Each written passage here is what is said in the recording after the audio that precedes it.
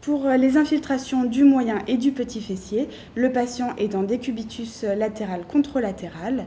Nous avons plusieurs options là encore pour infiltrer. La sonde peut être positionnée longitudinalement par rapport au tendon du moyen fessier et l'aiguille peut arriver parallèlement à la sonde ou perpendiculairement à la sonde.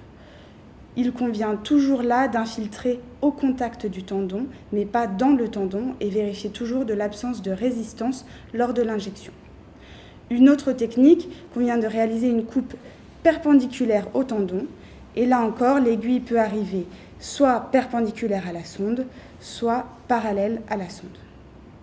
Pour les infiltrations du petit fessier, je vous rappelle que le petit fessier est positionné plus antérieurement sur le col fémoral.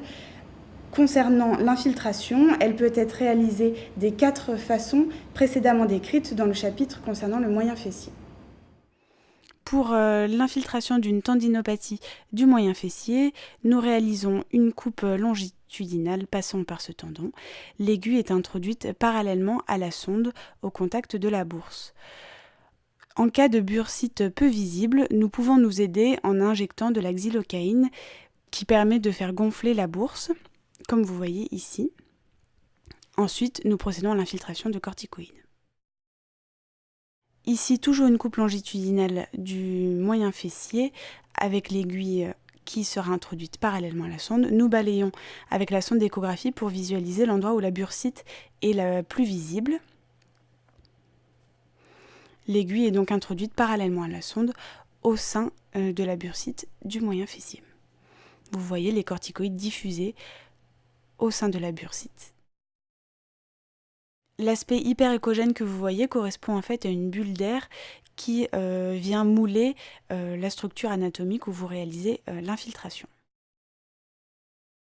Ici, nous réalisons une coupe transversale passant par le tendon du moyen fessier.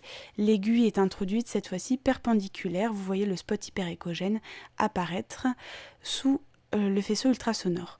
Nous réalisons l'injection dans la bourse que vous voyez se gonfler petit à petit. Pour les infiltrations du petit fessier, nous réalisons tout d'abord une coupe transversale qui, par rapport à la coupe du moyen fessier, se situe plus antérieurement.